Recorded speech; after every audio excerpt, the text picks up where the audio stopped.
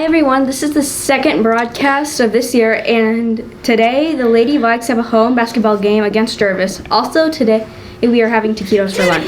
Did you know that today is, drumroll please,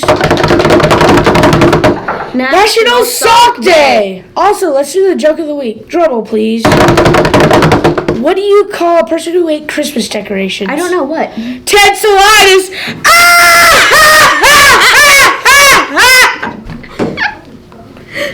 Today is Viking Thursday. It's time to show your school pride. Next Tuesday, the band will perform for our community, but next Wednesday, they will perform for us at 3:15 in the Commons. And the character of the week is, drumroll please, the Grinch! Yes!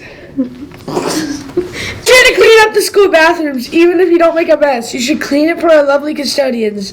Also, if there's a mess that you can't clean/fix, report it to the office as soon as you can. It is not too late to sign up for the March 2027 Washington, D.C., New York City, and Philadelphia trip. Please see Ms. Collins if you would like more information. Lastly, sign-ups for boys basketball are in the office. Bye!